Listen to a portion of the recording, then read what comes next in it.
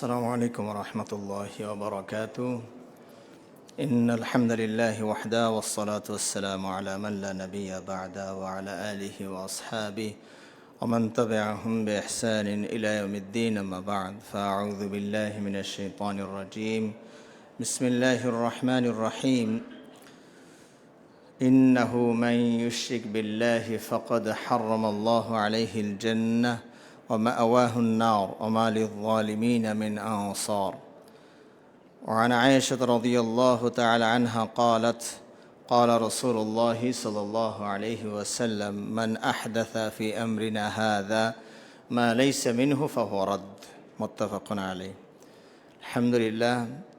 শুরুতে মহান আল্লাহ সুবহানাহু ওয়া তাআলার প্রশংসা জ্ঞাপন করছি, যিনি আমাদেরকে অসংখ্য অগণিত নিয়ামত রাজির মাঝে বেষ্টন করে রেখেছেন, যিনি আমাদেরকে রিজিকের ব্যবস্থা করছেন, যিনি আমাদের প্রয়োজন মেটাচ্ছেন, যিনি আমাদেরকে সুস্থ রেখেছেন, সে রব্বুল আলামিনের কৃতজ্ঞতা এবং শুকরিয়া জানাচ্ছি আলহামদুলিল্লাহ। সালাত এবং সালাম শান্তির ধারা বর্ষিত হোক আমাদের প্রিয় নবী মুহাম্মদুর রাসূলুল্লাহ সাল্লাল্লাহু আলাইহি ওয়াসাল্লামের প্রতি। সমবেত সম্মানিত দিনী ভাই সকল, আমরা আজকে খুতবায় একটি বিষয় জানার চেষ্টা করেছি যে আমল নষ্টের কারণসমূহ কি কি। আমল করলে, কাজ করলে আমাদের এই আমল, এই আয়োজন সব নস্যাৎ হয়ে যাবে, নষ্ট হয়ে যাবে। সেই বিষয়গুলোর মধ্য হতে একটি পয়েন্ট কমপক্ষে আমরা জেনেছি যে আল্লাহ এবং বান্দার মাঝে যদি কেউ কাউকে ভায়া মানে, মধ্যস্থতা মানে, তাহলে তার আমল নষ্ট হয়ে যাবে। এটাকেই বলা হয় শিরক। এটাকেই বলা হয় শিরক, মানে অংশী স্থাপন করা। আর শিরকের ব্যাপারে আরও বিস্তারিত আলোচনা হয়তো ইতিমধ্যে আপনারা শুনেছেন, আরও জানবেন। তো আমল নষ্ট করে যে কাজগুলো, তার মধ্যে এক নম্বর হচ্ছে শিরক। আর শিরক হলো যে আনতা জাআলা বাইনাকা ওয়া বাইনাল্লাহি ওয়াসায়াতা, আপনার মাঝে আর আল্লাহর মাঝে কাউকে ভায়া নির্ধারণ করা, এটার নামই হলো শিরক। দুই নম্বর হচ্ছে কুফর, তথা আল্লাহকে যদি কেউ অস্বীকার করে, আল্লাহর কোনো নিদর্শনকে অস্বীকার করে, আল্লাহর কোনো কোরআনের আয়াত এগুলোকে অস্বীকার করে, তাহলে সে যত রকমের আমলই করুক না কেন, তার আমল আর কোনো কাজে আসবে না। উদাহরণস্বরূপ বলা যায়, যেমন শিয়া যারা, তারা আয়েশা রাদিয়াল্লাহু তাআলা আনহাকে অনৈতিক কাজের অভিযোগ করে। ওই যে ইফকের যে ঘটনাটা ছিল, আয়েশা রাদিয়াল্লাহু তাআলা আনহার বিরুদ্ধে যে অপবাদ দেওয়া হয়েছিল, আবদুল্লাহ বিন উবাই বিন সুলুল, মুনাফিকের লিডার, আয়েশার বিরুদ্ধে একটা অপবাদ ছড়িয়ে দিয়েছিল যে উনি সফওয়ান বিন মুআত্তাল, তার সাথে তার সম্পর্ক ছিল, নাউযুবিল্লাহি মিন যালিক। তো এই ঘটনাটা স্বয়ং আল্লাহ রাব্বুল আলামিন সূরাতুন নূরের 10টি আয়াত নাজিল করে তার পবিত্রতার সার্টিফিকেট দিয়েছে। একটি দুটি আয়াত নয়, 10টি আয়াত। এখন যদি কেউ এর পরেও বলে যে না, আয়েশার চারিত্রিক সমস্যা ছিল, নাউযুবিল্লাহি মিন যালিক, তাহলে সে কি মুমিন থাকবে? সে তো মুমিন থাকবে না, সে আল্লাহর 10টি আয়াতকে অস্বীকার করে ফেলেছে। তো সুতরাং সে যত আমলই করুক, তার আর ওই আমল কোনো কাজে আসবে না। তাহলে এক নম্বর হচ্ছে বড় শিরক যদি আমরা করি, আমাদের আমল নষ্ট হয়ে যাবে। যত কষ্ট করি আপনি আমল করুন না কেন, এই আমলের আর কোনো ভ্যালু থাকবে না। দুই নম্বর হচ্ছে আমরা যদি কুফরি করি, যেগুলোকে অস্বীকার করা যায় না, এরকম কোনো কিছুকে অস্বীকার করি, তাহলে আমাদের আমল নষ্ট হয়ে যাবে। তিন নম্বর হচ্ছে যদি বড় মুনাফিকই আমাদের ভিতরে থাকে। মুনাফিকই দুই রকমের, একটি হচ্ছে বিশ্বাসগত আর একটি হচ্ছে কর্মগত। বিশ্বাসগত মুনাফিক, এটা হচ্ছে সবচেয়ে বড় মুনাফিক, অর্থাৎ যিনি উপরে উপরে ইসলামের মোটামুটি সব কাজই করেন মানুষকে দেখানোর জন্য, কিন্তু অন্তরে তার আল্লাহ এবং তার রাসূলের প্রতি কোনো বিশ্বাস নেই। এটাকেই বলা হয় বড় মুনাফিক। আর ছোট মুনাফিক বলতে যেটা, ওই যে হাদিসে আল্লাহ নবী সাল্লাল্লাহু আলাইহি ওয়াসাল্লাম বলেছেন, যার ভিতরে 4টি বৈশিষ্ট্য থাকবে, দোষ থাকবে, তারা হচ্ছেন একদম নির্ভেজাল মুনাফিক, খাঁটি মুনাফিক। আরবাউন মান কুন্না ফিহি কানা মুনাফিকান খালিসান। 4টি দোষ যার ভিতরে থাকবে, তিনি হচ্ছেন নির্ভেজাল খাঁটি মুনাফিক। তার মধ্যে একটি হচ্ছে আমানত রাখলে খিয়ানত করে, ওয়াদা করলে ভঙ্গ করে, কথা বললে মিথ্যা বলে, ঝগড়া কারোর সাথে লাগলে অশালীন ভাষা প্রয়োগ করে। এই চারটি যদি কারোর ভিতরে সবকটাও থাকে তাহলে নবী সাল্লাল্লাহু আলাইহি ওয়াসাল্লাম তাকে নির্ভেজাল মুনাফিক বলে ঘোষণা করেছেন। কিন্তু তারপরেও সেটা ছোট মুনাফিক, সে বড় মুনাফিক নয়। তাহলে আমল নষ্ট করছে, 1 নাম্বার বড় শিরিক, 2 নাম্বার বড় কুফরি, 3 নাম্বার বড় মুনাফিকি। এছাড়াও যদি কারো ভিতরে বিদআত থাকে তাহলেও তার আমলটা প্রত্যাখ্যাত হবে। আল্লাহ নবী সাল্লাল্লাহু আলাইহি ওয়াসাল্লাম বলেছেন, মান আহদাসা ফি আমরিনা হাযা মা লাইসা মিনহু ফাহুয়া রদ্দুন, যে আমাদের এই শরীয়তের মাঝে এমন কিছু সংযোজন করলো যেটা আমার কোনো দিক নির্দেশনা ছিল না, নতুন করে শরীয়তের মাঝে এই আইনটা যোগ করেছে, তাহলে তা প্রত্যাখ্যাত। এবং তাদের ঠিকানা কোথায় হবে? জাহান্নাম। কুল্লু বিদআতিন দালালা ওয়া কুল্লু দালালাতিন ফিন্নার। সব বিদআতি ভ্রষ্টতা, আর ভ্রষ্টতার ঠিকানা হলো জাহান্নাম। এবং তারা হাউজে কাউসারের পানি থেকেও বঞ্চিত হবে। আল্লাহ নবী সাল্লাল্লাহু আলাইহি ওয়াসাল্লাম যখন জানতে পারবেন যারা বিদআত করেছিল, শরীয়তের মাঝে নতুন কিছু উদ্ভাবন সংযোজন বিয়োজন করেছে, তখন তিনি কি বলবেন? সুহকান সুহকান লিমান বাদ্দালা বাদি আও গায়্যারা বাদি। তোমরা দূর হও, এই হাউজে কাউসারের পানি তোমাদের জন্য নয়, যারা আমার শরীয়তকে উলটপালট করে দিয়েছে, আমি যেটা রেখে এসেছিলাম সেখানে সংযোজন বিয়োজন করেছে।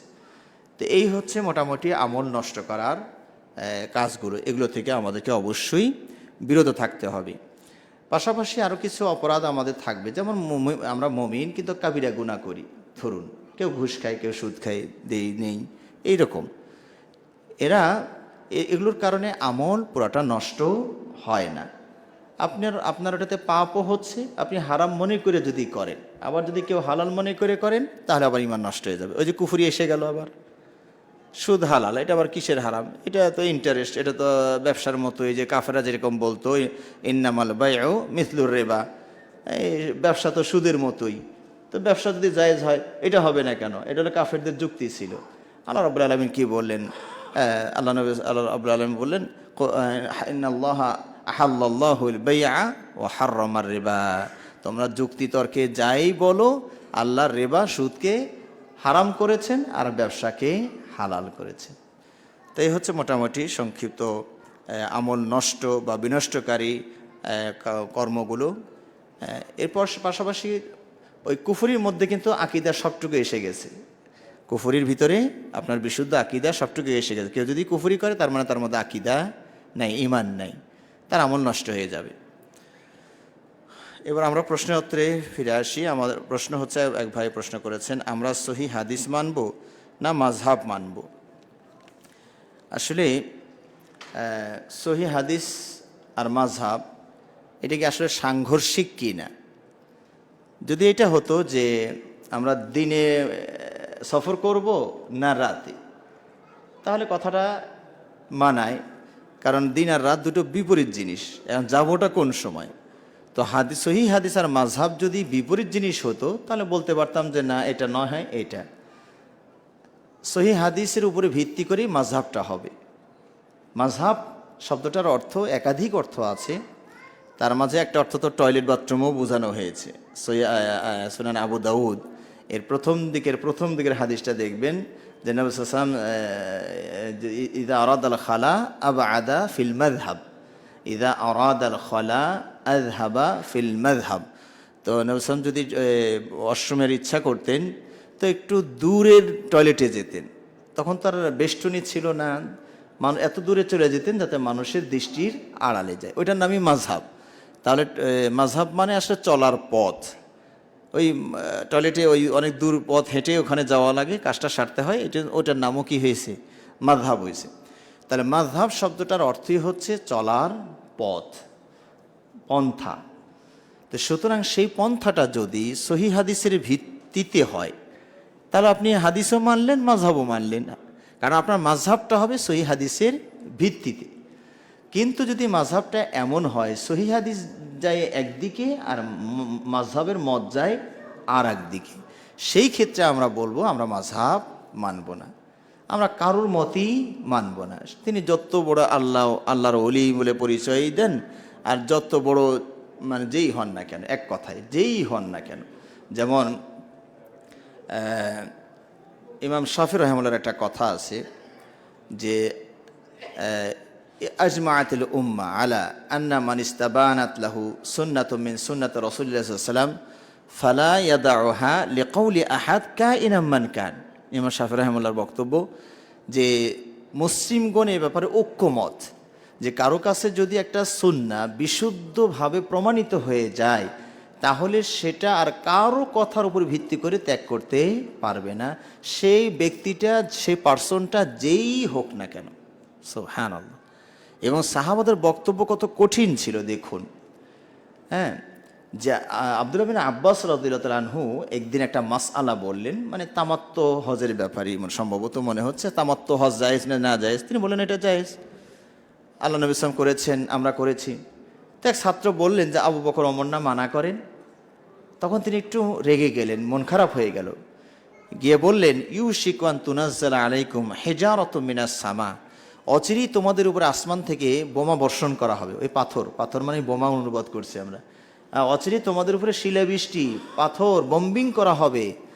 আমি বলি আল্লাহ এবং তার রসুল বলেছেন, আর তোমরা কিনা আবু বকর ওমরের কথা বলো। দেখেছেন, যদি আল্লাহ এবং তার রসুলের কথার বিপরীতে আবু বকর ওমরের কথা না টেকে, তো এই দুই ব্যক্তির শানে আর মানে পৃথিবীর আর কোন সৃষ্টিটা আছে চিন্তা করে বলুন তো দেখি। আব্দুল্লাহ বিন ওমরকে জিজ্ঞেস করা হলো তামাত্তু হজ সম্পর্কে, কয়টা তামাত্তু আমরা করেছি, নবী সাল্লাল্লাহু আলাইহি ওয়াসাল্লাম করেছেন। যদিও নবী সাল্লাল্লাহু আলাইহি ওয়াসাল্লাম তামাত্তু করেননি, করার ইচ্ছা প্রকাশ করেছিলেন, ওইটা কি সাহাবী ধরে নিয়েছেন যে উনি করেছেন। যাক, এক ছাত্র বলল যে আপনার বাবা না মানা করে। দেখেছেন কোথায় আঘাত করেছে আব্দুল্লাহ বিন ওমরকে। আপনি তো বলছেন এমনটি যে নবী সাল্লাল্লাহু আলাইহি ওয়াসাল্লাম করেছেন, আমরা করেছি, আপনার বাবা ওমরই তো মানা করে তামাত্তু হজ করতে। তো আমাদের মতো যদি দুর্বল ইমানের লোক হইতাম তখন মাথার কানসুল কেতার মতো, আব্বা এরকম বলছে নাকি, তাহলে হইতেও পারে, যেহেতু আব্বা রসুলের ডাইন হাত ছিলেন, আমি তো দূরের মানুষ, হইলেও হইতে পারে। আমরা হালকা করে দিতাম যে যেহেতু ফটোটা আমার আব্বার বিরুদ্ধে চলে গেছে। আব্দুল্লাহ বিন ওমর রাদিয়াল্লাহু আনহু তাদের অবস্থানটা কত শক্ত ছিল। তিনি বললেন আর আইতা ইনকানা রাসূল সাল্লাল্লাহু আলাইহি ওয়াসাল্লাম ক্বালাহু ওয়া ফাআলাহু আমরু আবি ইউত্তাবা আম আমরু রাসূলিল্লাহ সাল্লাল্লাহু আলাইহি ওয়াসাল্লাম। বলছেন আচ্ছা বলো তো, আমার বাবা একটা কথা বলছে আর রাসূল একটা কথা বলেছেন, রাসূলের কথাটার বিপরীতে যদি আমার বাবার কথাটা হয়ে যায় তাহলে কি আমার বাবারটা মানতে হবে না রাসূলেরটা মানতে হবে? তো সাহাবা বললেন রাসূলটা মানতে হবে। তাদের নীতিতে কোনো ছাড় ছিল না। সুতরাং ইমাম আবু হানিফা রাহিমাহুল্লাহ তারা শ্রদ্ধার ব্যক্তিত্ব, তাদেরকে আমরা ভালোবাসবো। এই চার ইমাম যারা আছেন সবাইকে আমরা ভালোবাসবো, কারণ তারা কেউ মাযহাব তৈরি করার পরামর্শ তো দেয়নি, ইঙ্গিতও করেনি। এটা অনেক 400 বছর পরে হুজ্জাতুল্লাহিল বালিগা পড়ুন, শাহুলিল্লাহ মুহাদ্দিস দেহলভী রাহিমাহুল্লাহ, তিনি তো হানাফি মাযহাবেরই লোক। তিনি তার হুজ্জাতুল্লাহিল বালিগা বই লিখেছেন। 450 হিজরি পর্যন্ত মাযহাবের কোনো নামগন্ধ ছিল না। আপনার হাতের মাথায় যে আলেম পেতেন, আপনার একটা সমস্যা দেখা দিয়েছে, আলেমের কাছে গিয়ে ফতুয়া নিতেন। এই 450 বছর পরে এই ভাগাভাগিগুলো হয়ে গেল, না ওনার কাছে যেও না উনি শাফি মাযহাবের, ওনার কাছে যেও না উনি হানাফি মাযহাবের। এই ভাগাভাগি শুরু হয়েছে 450 হিজরির পরে। সুতরাং আপনার প্রথম প্রশ্নের উত্তরটা হচ্ছে যে আমরা সদা সর্বদা সহিহ হাদিসটা মানব, সহিটা মানব। যদি সহির অনুকূলে কোনো মাযহাবের ফতোয়া হয় আমরা সেটাও মানব। কেন মানছি? সহির কারণে মেনেছি। আর যদি কোনো ফতোয়া মাযহাবের বিপরীত হয় তাহলে আমরা সহিহ হাদিসের বিপরীত হয় তাহলে আমরা ওটা মানতে বাধ্য নই, ওটা আমরা মানব না। মা বাবার মৃত্যুর পর বাবার সম্পত্তিতে মার হক আছে কি না, থাকলে কত অংশ পাবেন? ফারায়েজের মাসআলাগুলো জিজ্ঞেসের ক্ষেত্রে একটু সচেতনতা অবলম্বন করতে হয়। ফারায়েজের মাসলা যখন আপনি জিজ্ঞেস করবেন তখন সবসময় জিজ্ঞেস করবেন হলো মাইয়েতের তুলনায় এই লোকটার সম্পর্কটা কি। আমার কথা কি খেয়াল করছেন?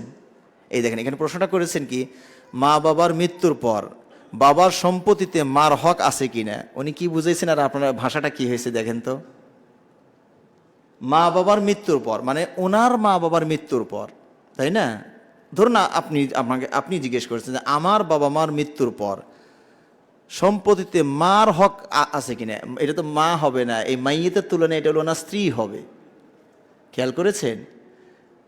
নাকি জিজ্ঞেস করেছেন যে তার বাবা মা মাছটা পেঁয়াজ খেয়েছে কিনা? আচ্ছা, যেটি হোক, আমি আমার মতো করে সব ডাল উত্তর দিলে তার সমস্যা থাকে না। খেয়াল করুন, ধরুন একজন ব্যক্তি মারা গিয়েছে, মাসলাটা জিজ্ঞেস করুন এভাবে, একজন ব্যক্তি মারা গিয়েছে, তার সম্পত্তিতে তার বাবা মা বেঁচে আছেন, তার বাবা মা, ওই মাইয়েতের বাবা মা বেঁচে আছেন, তাহলে তারা কোনো অংশ পাবে কি না? এখানে অনেকগুলো হালত আছে, অবস্থা আছে। এক কথায় বাবা এবং মা কখনোই বঞ্চিত হবে না।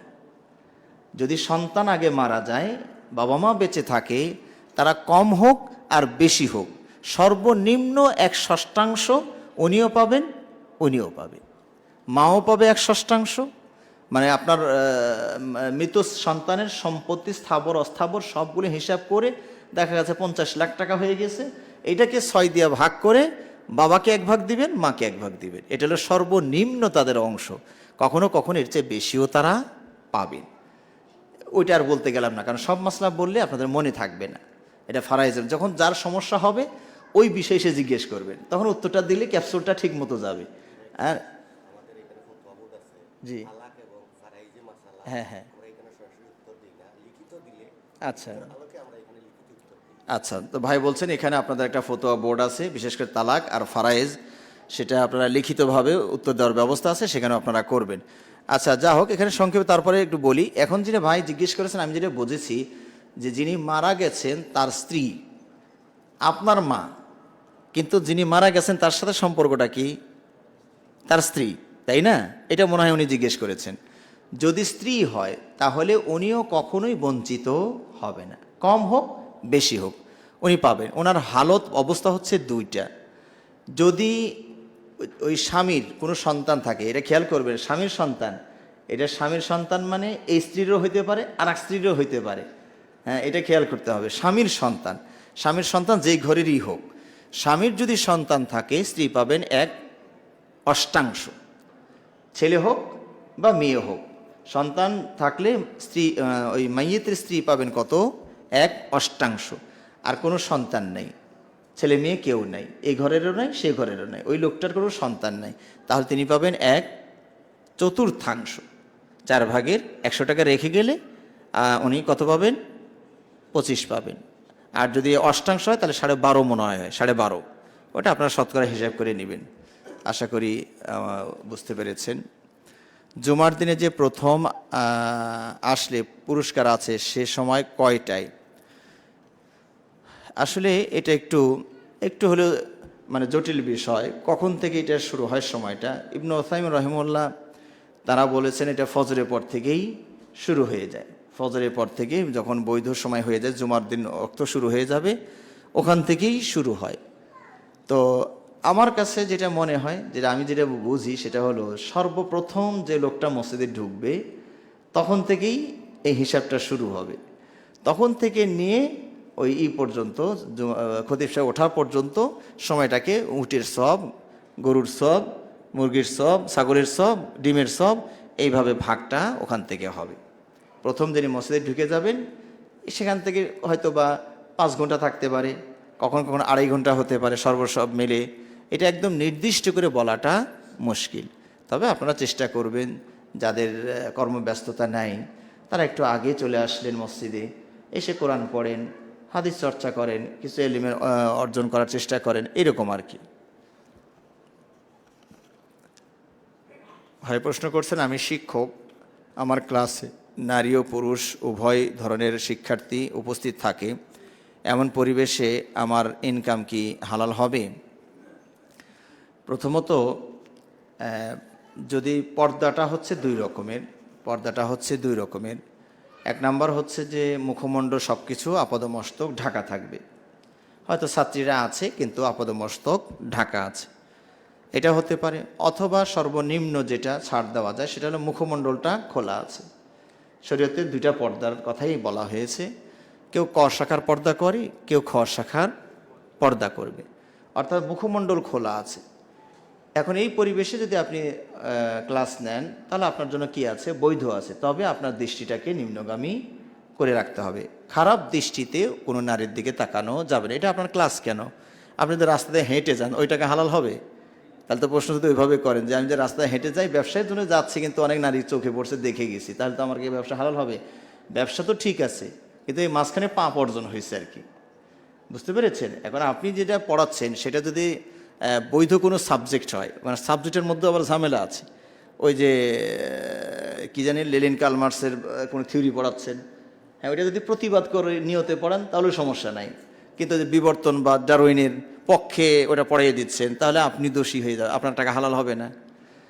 তো সাবজেক্টটাও আপনাকে খেয়াল করতে হবে, আপনি কি সাবজেক্টটা পড়াচ্ছেন সেটা শরীয়ত সাপোর্ট করে কিনা, শরীয়তের বিরুদ্ধে যায় কিনা। আপনি অঙ্ক করাচ্ছেন, সুদের অঙ্ক করাচ্ছেন, এত টাকার এত হলে কত সুদ আসে, এই যে তাহলে এটা আপনার বৈধ হচ্ছে না এই পড়ানো। তাহলে সর্বোপরি যেমন ধরুন আল্লাহ নবী সাল্লাল্লাহু আলাইহি ওয়াসাল্লাম যে আলোচনাগুলো করতেন এটা খেয়াল করেন, আল্লাহ নবী সাল্লাল্লাহু আলাইহি ওয়াসাল্লাম যে আলোচনাগুলো করতেন সেটা নারী পুরুষ সবাই থাকতেন কিনা। এই যে খুতবা আজকে আমরা দিয়েছি, আলহামদুলিল্লাহ আমাদের এখন তো সেপারেট ব্যবস্থা আছে নারীদের জন্য, কিন্তু আল্লাহ নবী সাল্লাল্লাহু আলাইহি ওয়াসাল্লাম যুগে কি এরকম সেপারেট কোনো ব্যবস্থা ছিল? না। পুরুষরা বসে গেছে, তারপর থেকে মেয়েরা বসে যাবে। পার্থক্য ছিল এতটুকু, ধরুন এই মসজিদটার যদি আমরা নারী পুরুষ সবাই একসাথে সালাত পড়তাম, পুরুষদের জন্য প্রথম কাতারটা উত্তম, যিনি আগে আসবেন পুরুষ তার দায়িত্ব হলো প্রথমে এসে প্রথম কাতারে দাঁড়াবেন, আর নারীদের শেষ কাতারটা হলো উত্তম, যে নারী সবচেয়ে আগে আসবেন তিনি সবচেয়ে পিছনের কাতারে দাঁড়াবেন। মাঝখানে কোনো পর্দা ছিল না, সরাসরি তারা এটা ক্লাসটা তো এইভাবেই ছিল, ছেলে মেয়ে সবাই মিলে ক্লাস, কেউ মুখ ঢেকে আসছেন, কেউ মুখ খোলা আছে।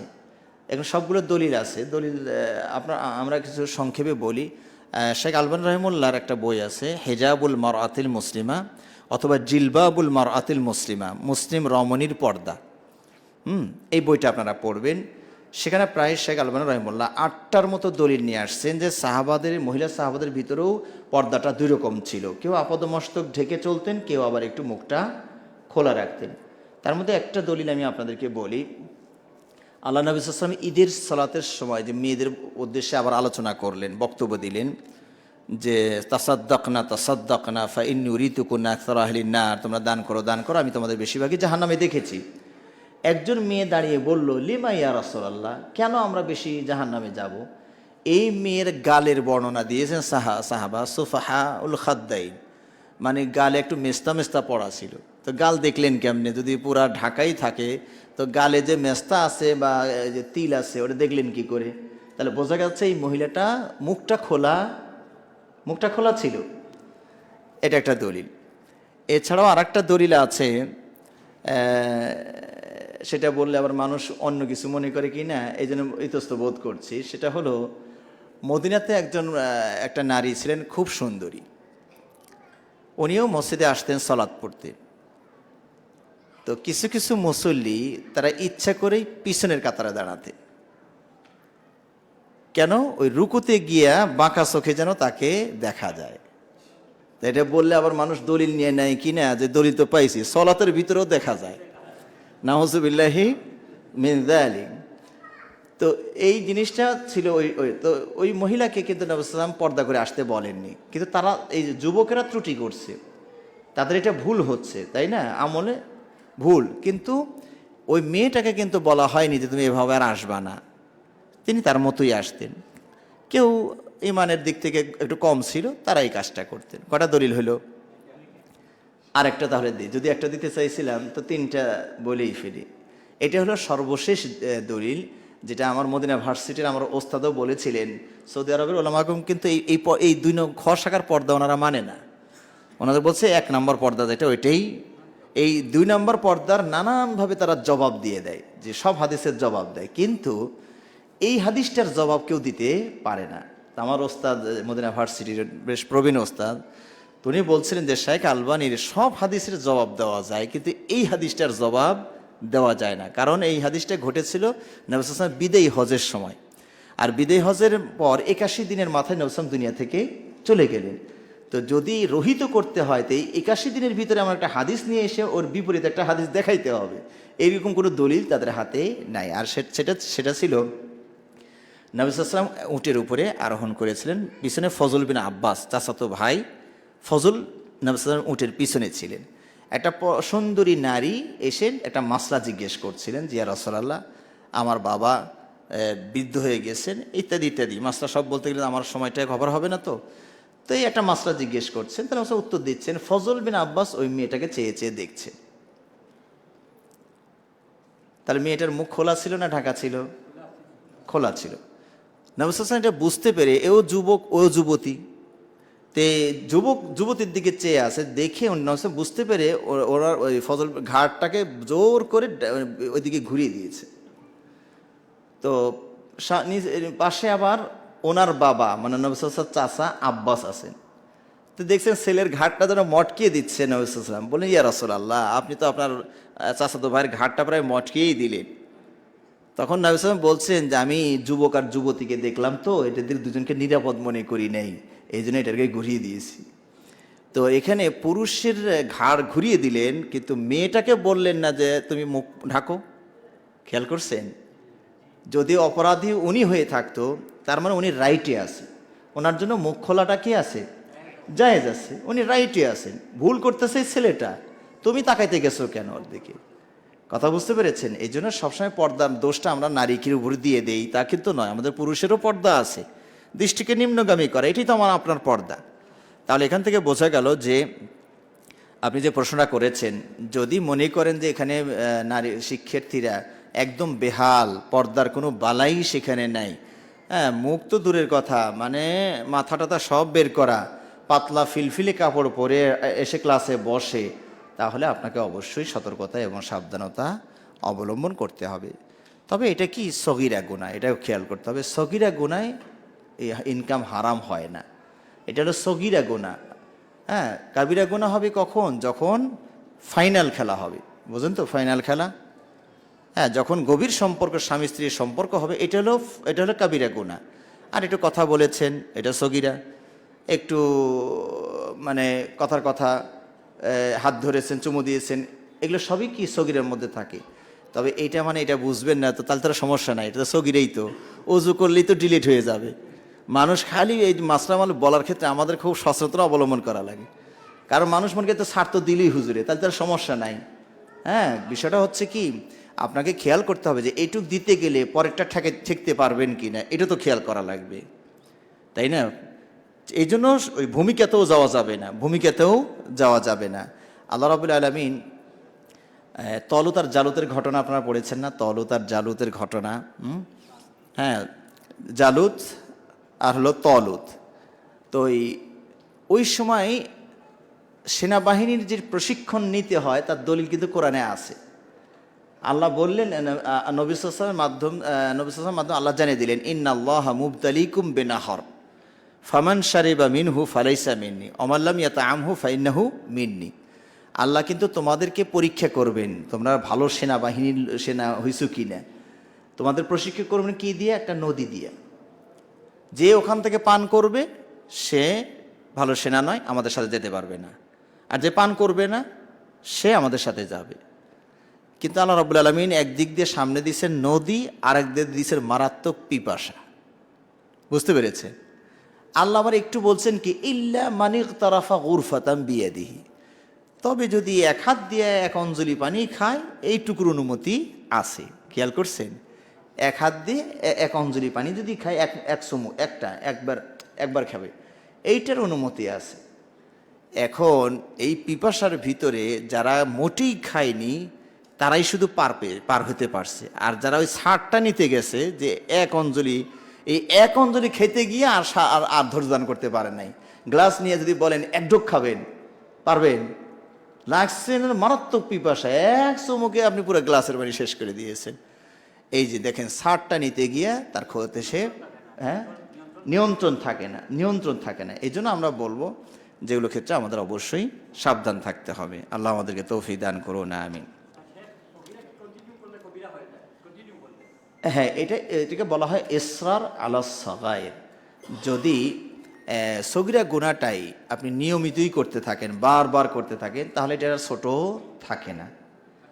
এটা আয়েশা রাদিয়াল্লাহু আনহার থেকে একটা মাসলাটা এভাবে বলছেন যে বড় গুনাহ যেমন তাওবা করতে করতে ওটা আর বড় থাকে না, ছোট গুনাহ বারবার করতে করতে ওটা আর ছোট থাকে না, ওটাও বড়তে পরিণত হয়ে যায়। যে আমি জায়গার জন্য আলাদা টাকা রেখেছি, এই টাকা বাদ দিয়ে জাকাত আদায় করেছি, জায়গা কিনেছি, কিন্তু রেজিস্ট্রি না হওয়াতে টাকাটা আমার অ্যাকাউন্টে আছে, 2-1 দিনের ভিতর রেজিস্ট্রি হবে ইনশাআল্লাহ। এখন এই জায়গার বা জায়গার কি আমাকে জাকাত আদায় করতে হয়? জায়গার টাকা কি? হ্যাঁ, এটা যতক্ষণ পর্যন্ত আপনি জায়গা না কিনবেন ততক্ষণ পর্যন্ত এটা আপনার টাকা। জাকাত দেওয়ার একদিন আগ পর্যন্ত যদি এই টাকাটা আপনার কাছে থাকে তাহলে এটারও জাকাত দিতে হবে। যদি আপনি জমিটা কিনে ফেলেন জাকাত দেওয়ার 1-2 দিন আগেই, তাহলে এটার আর জাকাত দেওয়া লাগবে না, যদি আপনি এটা ব্যবসায়িক উদ্দেশ্যে কিনে না থাকেন। আর যদি ব্যবসার উদ্দেশ্যে কিনছেন, যে আপনার ব্যবসা হলো জমি কিনবেন আর বেচবেন, লাভ হলেই বেচে দিবেন, লাভ হলেই বেচে দিবেন, তাহলে এই জমি কেনার পরেও ওই টাকা হিসাব করে জাকাত বের করতে হবে। আমি কি বুঝাতে পারলাম আপনাদের? তার মানে যদি নগদ টাকা হয়তো জাকাত যে তারিখে আপনি দেন তার পরের দিন হবে রেজিস্ট্রি, তাহলে এই টাকাটার জাকাত, হ্যাঁ মেয়াদ হয়ে গেছে, এই টাকাটা জাকাত দিতে হবে। আর যদি এমন হয় যে জাকাত দেওয়ার যে তারিখ তার একদিন আগে আপনি জমিটা কিনেছেন, তাহলেও দেখতে হবে আপনি কোন নিয়তে কিনছেন। যদি ব্যবসায়িক নিয়তে কিনে থাকেন তাহলেও এটার জাকাত, ওই 50 লাখ টাকা দিয়ে কিনছেন আর 50 লাখ আপনারা আছে, এই দুটো মিলে 1 কোটির জাকাত দিতে হবে। আর যদি এই নিয়তে কিনে থাকেন যে ভবিষ্যতে আমি একটু বাড়ি করব, এখান থেকে ফসল আসবে, তাহলে জাকাত লাগবে না। হানাফি মাযহাবের অনুসারী হিসাবে বেড়ে ওঠা এখন আজ প্রথম আপনাদের সাথে কি লিখলেন, সরাসরি দেখা হলো, বেশ ভালো লাগলো। এখন আমার করণীয় কি? আহলান ওয়া সাহলান ওয়া মারহাবা। আপনি যে পর্যন্ত আসতে পেরেছেন এটাই তো আল্লাহর বড় একটা নিয়ামত। হ্যাঁ, নাহলে তো আমাদেরকে তো অনেক সময় অচ্ছুত হিসাবে ঘোষণা করে। হ্যাঁ, এরা হলো অচ্ছুত, হিন্দুদের যেমন অচ্ছুত জাতি আছে ওই রকম মনে করে, এর ধারে কাছেও আসা যাবে না, নাউজুবিল্লাহি মিন যালিক। তো আমি মনে করি আপনাকে যেহেতু এই মসজিদ পর্যন্ত আল্লাহ এনেছেন, এটা একটা ভালো প্লাস পয়েন্ট, আলহামদুলিল্লাহ।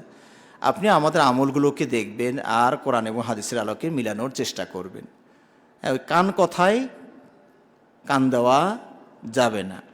হ্যাঁ, আপনার দায়িত্ব হলো যে কমপক্ষে যদি আপনি এটাও করেন, হয় দুটো কাজ করতে পারেন।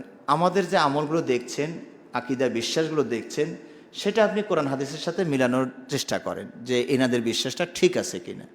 অথবা উল্টোটাই করতে পারেন, আপনি যে আমল করছেন, বিশ্বাস করছেন, সেটার কোনো দলিল কোরআন হাদিসে আছে কিনা, আপনারটাও যাচাই করতে পারেন। তাহলে ইনশাআল্লাহ এটা পরিষ্কার হয়ে যাবে। তো এজন্য আমি আপনাকে পরামর্শ দিব, সর্বপ্রথম আকীদাটাকে বিশুদ্ধ করতে হয়, আকীদা। কারণ দেখবেন আল্লাহ নবী সাল্লাল্লাহু আলাইহি ওয়াসাল্লাম মক্কাতে 13টা বছর ছিলেন, কিসের দাওয়াত দিয়েছিলেন? শুধু আকীদা, তাওহীদ, একত্ববাদ। শেষের দিকে এসে সালাতটা ফরজ হয়েছে, তাই না? আর আত্মীয়তার সম্পর্ক বজায় রাখতে বলতেন।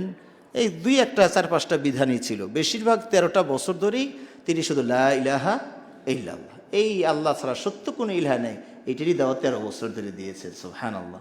সুতরাং আকীদা হলো মেইন। এই জন্য আমি আপনাকে বলবো, আকীদার উপরে যে বইগুলো আছে, চটি বইগুলো আগে পড়বেন। খুব বড় বই এখন নিতে যাবেন না, কারণ মানুষের ভিতরে এখন ধৈর্যের চেঞ্জ এসছে।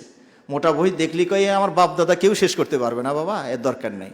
হ্যাঁ, তো চটি বইগুলো যেগুলো আছে আকীদার উপরে, সেই বই, আকীদা ওয়াসিতিয়া, কিতাবুত তাওহীদ, তাওহীদের কিস্তি, এরকমভাবে আমাদের এখানে বিক্রয় বিভাগ আছে, তাই না? হ্যাঁ, ওখানে গিয়ে আপনি একটু চটি চটি বইগুলো আগে সংগ্রহ করেন। এরপরে এটা যখন শেষ করবেন তখন আপনি আমলের দিকে আসবেন, যে আমার আমলটা ঠিক হচ্ছে কি না। হ্যাঁ, ইনশাআল্লাহ আশা করি আপনি সঠিকটা পেয়ে যাবেন। আর আল্লাহর কাছেও দোয়া করতে থাকবেন, ওই দোয়াটা মক্কার ইমাম সাহেব দেখবেন করে, আল্লাহুম্মা আরিনাল হাক্কা হাক্কান ওয়ারযুকনা ইত্তিবা ওয়া আরিনাল বাতিলা বাতিলান ওয়ারযুকনা ইজতিনাবা। আল্লাহ, সত্যকে আমার সামনে সত্য করে ভেসে তুলুন, ওটা মানার তৌফিক দেন। আর অসত্যটাকে অসত্য করে আমার সামনে ফুটে তুলুন, ওর থেকে বাঁচার তৌফিক দেন। বা আরবিটা না পারলে আপনার বাংলায় বলেন, আল্লাহ সত্যকে আমার সামনে সত্য করে ফুটে তুলুন, মানার তৌফিক দেন। আর মিথ্যাটাকে মিথ্যা হিসেবে আমার সামনে, ভুলটাকে ভুল হিসেবে উপস্থাপন করুন, ওর থেকে বাঁচার শক্তি দেন। এইভাবে আল্লাহর কাছে দোয়া করতে থাকবেন ইনশাআল্লাহ। আমাদের এলাকায় মাজার ও পীরের জন্য চাল, ধান, টাকা কালেকশন করে বাড়ি বাড়ি গিয়ে আমার কেন এখানে বাড়ি বাড়ি গিয়া কেন কালেকশন করবে? হুজুরের দোয়ায় কাম হয় না? হুজুর নাকি এখান থেকে ফোকাস মারলে সেই ঠাকুর গায়ের মুড়িদের কাম হয়ে যায়। তো এখন একটা ওরস হবে, এটা আবার মুড়িদের বাড়ি থেকে ভিক্ষে চাওয়া লাগবে কেন? আমি এদের মাঝে মাঝে এটা বলি যে অনেক সময় মনে বলে হুজুরের ফোকাসে আমরা বড় লোক হয়ে গেছি। এই খানকা থেকে ফোকাস মারছে, হ্যাঁ, নজর দিছে, খালি নজর, এই নজরেই উনি বড় লোক হয়ে গেছে। তা আমি বলি উল্টাটা, যে ঠিক আছে, হুজুরের নজর যদি এতই শক্তিশালী হয়, বাহিরে দিলে সেই লোক বড় লোক হয়ে যায়, সে নজরটা ঘুরে ওনার দিকেই দিক, উনি নিজেই বড় লোক হয়ে যাক। তারপরে আমরা মুরিদরা ওনার কাছে যাব, আর আমার 1 লাখ দরকার, আপনার 2 লাখ দরকার, উনি ব্যাংক হয়ে যাক, আমরা মুরিদরা গিয়ে নিয়ে আসবো নি। তা হচ্ছে না কেন? হুজুর খালি মানুষের জন্য দোয়া দিয়ে বড় লোক বানায় দিচ্ছে, ফোকাস মেরে রুহানি কি জানি বলে, রুহানি ফয়েজ দিয়া মুরিদকে বড় লোক করে নিজে ফকির সাজছে কেন? কথা বুঝতে পেরেছেন? তো ওই দোয়াটা এটা কেউ করবে কন তো দেখি, কারো যদি ক্ষমতা থাকে, ধরেন আমার যদি একটা দোয়া কবুলের সুযোগ থাকে, আমি কি এই দোয়া করবো নাকি যে আল্লাহ আমার এদেরকে ধনী করে দেন? তখন তো আমি পড়বো বিপদে, আমার ওদের কাছে যাওয়া লাগবে। বরং আমি বলবো আল্লাহ আমারই ধনী করে দেন। ওরা তো ন্যায় বিচার করবে কি না করবে ঝামেলা আছে, পরে আমাকে দিবে কি না দিবে, আমি তো দিব, কারণ আমি যেহেতু দিন বুঝেছি, আল্লাহ আমারই ধনী করে দেন, আমি ওদেরকে ঠিক মতো দিয়ে দিবনি। কথা তাই না? তো পীর সাহেবদের এই উল্টা দোয়াগুলো করতে বলেন, উনি নিজে বড় লোক হয়ে যাক। একটা করতে গিয়া বাড়ি বাড়ি এটা দেওয়া যাবে না ভাইরা, সম্মানিত ভাইরা। অনেক সময় চক্ষু লজ্জায় আপনারা দিয়ে দেন, দোকান খুলছেন মাজারের পাশে, মাজার এসে হুমড়ো চুমড়ো নেতা খাতা এসে বলছেন ভাই ওরস হবে কিছু দেন, এনা আপনি দেখছেন পড়লাম বিপদে, সম্মানিত ভাই এখানে দেওয়া যাবে না। হ্যাঁ বলুন ভাই, আপনার অন্য কাজে বলেন, আপনি আপনার ক্ষুধা লাগছে খাবেন কিছু, সেটা জন্য আমি দিতে রাজি আছি, কিন্তু আমি এই কাজে দিতে পারি না, এটা আমার ইমানের সমস্যা হবে। বুঝতে পেরেছেন? অনুরূপভাবে হিন্দুরা দেখবেন, হিন্দুরা পূজা করবে, আপনার কাছে এসে চাঁদা চাচ্ছে। আপনি যে নিছেন গতবার মাহফিলের সময়, এই যে আপনি দুর্বল হয়ে গেছেন, মাহফিলের সময় নেব না, আমাকে 500 টাকা দিল, এখন আমারও তো কিছু দেওয়াই লাগে, ওতে নিতে গেলেন কেন? একটা মাহফিল করবেন তো হিন্দুর টাকা নিতে গেলেন কেন? আপনি দুর্বল হয়ে যাবেন। আপনার টাকা হলে মাহফিল করেন, নাহলে দরকার নাই। তা এখন ও পূজা করবে, আপনার কাছে এসে টাকা চাইছে, না দিলে কেমন হয়? চক্ষু লজ্জা দিয়ে দিবেন, আপনি তো শিরিক করে ফেললেন, শিরিকের সহযোগিতা করে ফেললেন। যেখানে ওই যে মাসির হাদিসটাও খেয়াল করেন, যদিও হাদিসটা জয়ীব, কিন্তু অর্থটা সঠিক। জানি না আমি আপনাদেরকে এই জিনিসটা বুঝাতে পারি কিনা। হাদিসটা জয়ীব, অর্থটা সঠিক। আর একটা উদাহরণ বলি, হাদিসটা জাল, অর্থটা সঠিক। কেমনে হয়? একটা জাল হাদিস বলি, জাল হাদিস শুনবেন, মানে আমি বানাইতেছি হাদিসটা আর কি, মনে রেখে। আল্লাহ নবী সাল্লাল্লাহু আলাইহি ওয়াসাল্লাম বলেছেন পাকিস্তান থেকে একটা রাষ্ট্র ভাগ হবে, তার নাম হবে বাংলাদেশ। বুঝতে পেরেছেন? কে বলছেন হাদিসটা? আল্লাহ নবী সাল্লাল্লাহু আলাইহি ওয়াসাল্লাম বলেছেন। আল্লাহ নবী সাল্লাল্লাহু আলাইহি ওয়াসাল্লাম বলেছেন অদূর ভবিষ্যতে পাকিস্তান থেকে একটা রাষ্ট্র ভাগ হবে, তার নাম হবে। হাদিসটা কি হইল? কারণ নবী সাল্লাল্লাহু আলাইহি ওয়াসাল্লাম এই ধরনের কথা বলে নাই, কিন্তু কথাটা, ঘটনাটা সঠিক কিনা? পাকিস্তান থেকে একটা রাষ্ট্র হয়েছে, তার নাম বাংলাদেশ। হাদিসটা জাল, কারণ নবী সাল্লাল্লাহু আলাইহি ওয়াসাল্লাম কথা বলে নাই, কিন্তু ঘটনা তো ওইটাই। তো যে হাদিসে বলা হয়েছে যে মাছির ডানা একজন দিল, দিয়েও বেঁচে গেল, আর ওইটার কারণে সে জাহান্নামে যাবে, এই হাদিসটা জয়ীব, কিন্তু ঘটনা কিন্তু সঠিক। যে ওই মূর্তির মহাব্বতে যদি একটা কেউ থুতুও দেয়, মহাব্বতে থুতু দেয়, তাহলেও সে শিরকির মধ্যে ডুবে গেল। মহাব্বতে থুতু দিবেন না, হ্যাঁ ঘৃণা করে থুতু দেন সমস্যা নাই, কিন্তু মহাব্বত ভালোবেসে থুতু দিবেন, ওটাও দেওয়া যাবে না। তো আশা করি বুঝতে পেরেছেন। সুতরাং এই যে এই ওরস অনুষ্ঠানে, মানে শিরকি অনুষ্ঠানে কখনোই সহযোগিতা করা যাবে না। সাহাবারা জীবন দিয়ে দিচ্ছেন, বিলালকে এত নির্যাতন করা হচ্ছে, তাও আহাদ আহাদ, আল্লাহ ছাড়া কেউ নেই, আল্লাহ ছাড়া কাউল আহাদ, পুরো জানেও না বিষয়টা, আহাদ আহাদ, এক এক, তোমরা যতই মারো কাম হবে না। দেখেছেন তাদের ইমানটা? মায়ের খাচ্ছে তবু হাত ছাড়ে না। আর আমরা একটু চক্ষু লজ্জায় কি না দিলে কেমন হয়, এতদিনের পরিচয় চাইলো যাকে দিয়ে দিয়ে আস্তাগফিরুল্লাহ পরে পড়ে নিবনি, এটা হবে না ভাই। শিরকের ক্ষেত্রে এত ছাড় দিলে ইমান থাকা মুশকিল হয়ে যাবে। আমার আম্মু এসব মাজার দান করেন, চাল ধান আমি নিষেধ করেছি দান না করতে। আম্মু বলেন একজন মানুষ চাইলে না করি কেমনে? এটা হলো একটা দলিল আর কি, যে এখন চাইছে না করি কেমনে। তো মদ চাইলেও দিয়েন, তারপর আরো কিছু চাইলেও দিয়েন, আরও কিছু চাইলেও তো আছে না। এখন যদি কেউ বলে আপনার তো ভালোই পছন্দ হয়েছে, একটা চুমু দেই, তখন চাইছে না করবেন কেমনে? এই যদি হয় তাহলে তো ইমান রাখা মুশকিল হয়ে যাবে। চাইলেই দেওয়া যাবে না, চাওয়াটা ঠিক আছে কিনা, আপনি যা এটা দেওয়াটা ঠিক হবে কিনা, এর নীতিতে থাকা লাগবে। বুঝতে পেরেছেন? আল্লাহ আমাদেরকে বোঝার তৌফিক দান করুন। ইনশাআল্লাহ মাগরিবের পরে আবার আপনাদের সাথে ইনশাআল্লাহ কথা হবে, আল্লাহ যদি আমাদের বাঁচিয়ে রাখেন, সুস্থ রাখেন। তো মাগরিবের পরের দাওয়াতটা দিয়ে আপনারা নিজেরাও আসবেন ইনশাআল্লাহ, পাশাপাশি বন্ধু মহল আত্মীয় স্বজনকেও সাথে নিয়ে আসবেন। রিক্সা ভাড়াটা আপনি দিবেন কিন্তু, ঠিক আছে না? রিক্সা ভাড়াটা আপনি দিবেন, আর পারলে একটু নাস্তাও করিয়ে দিবেন ইনশাআল্লাহ। এইভাবেই তো দাওয়াতি কাজ করতে হয় ইনশাআল্লাহ। আল্লাহ আমাদেরকে তৌফিক দান করুন, আমিন। হ্যাঁ ভাই।